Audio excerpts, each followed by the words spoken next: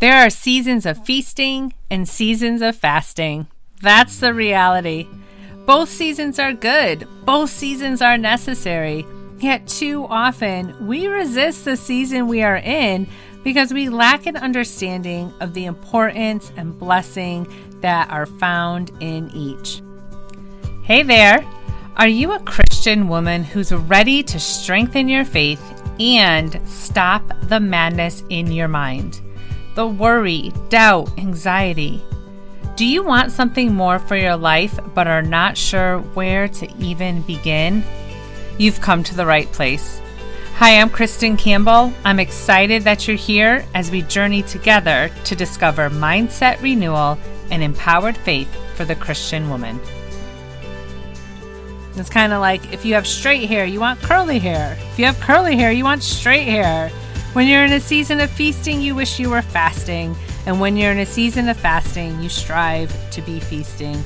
It's out of alignment, my friend, and it's going to cause unnecessary frustrations and delays in your life. Let's get back into alignment, starting with our mindset. What do I mean by seasons of feasting and seasons of fasting? I view seasons of feasting as those times where you are ready to go. You are hungry. You came with intention to eat. You're going to fill up your plate. You're not distracted. You're existing to eat. So whatever the goal, whatever the project or the task, you're filling up, you're chowing down. You have the capacity to fill your schedule. You have the energy to tackle the difficult tasks. You have the grace to endure the feast. These are times of hard work, of focus. These are go times. You're filling up in every area. You're even branching out and trying new things. On the flip side are what I call the seasons of fasting. These are the times where you slow way down. You reset. You stick with bare basics. Your plate is empty comparatively. You're not branching out. Your pace is like a snail. You have grace to rest. That's your big goal.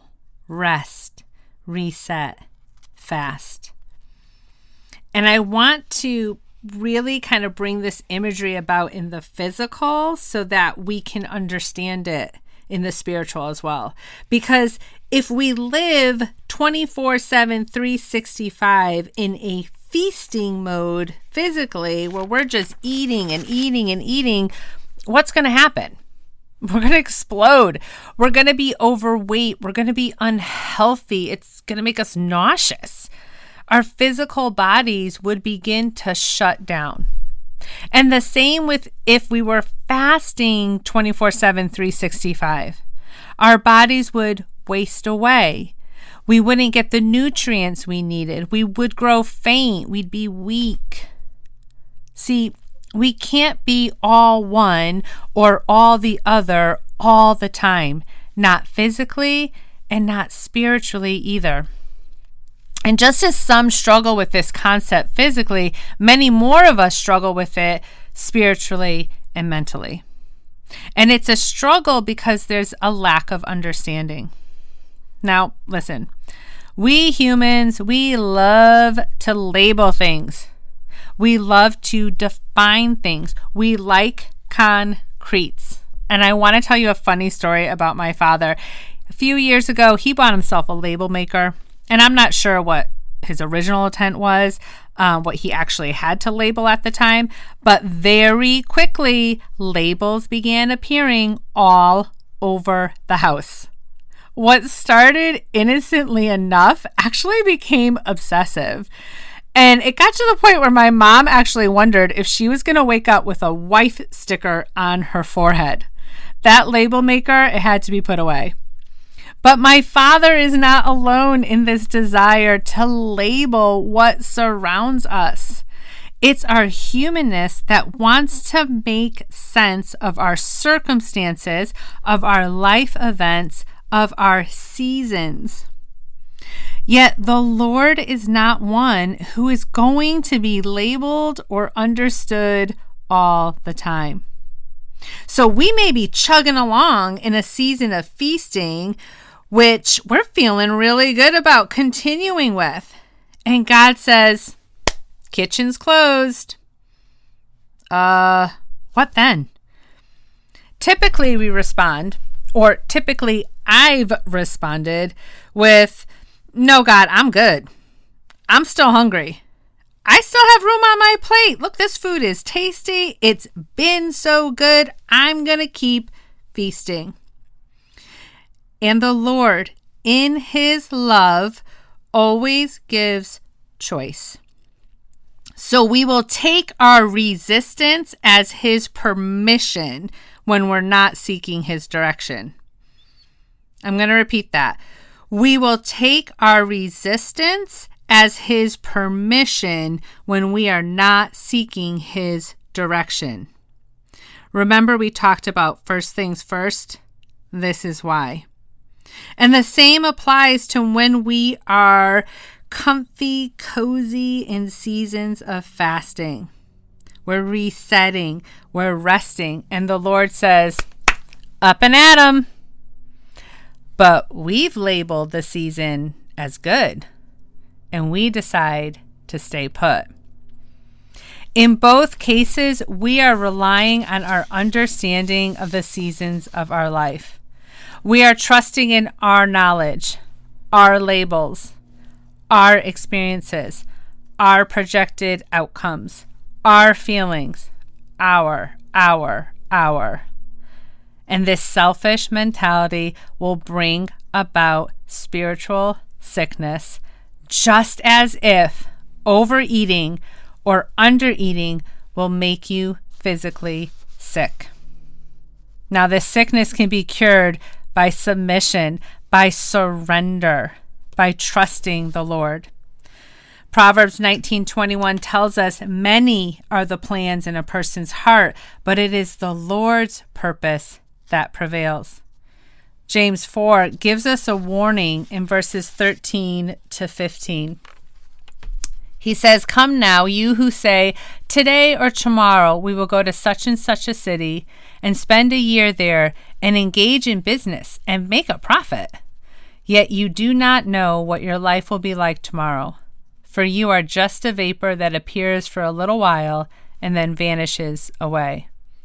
Instead, you ought to say, if the Lord wills, we will live and also do this or that.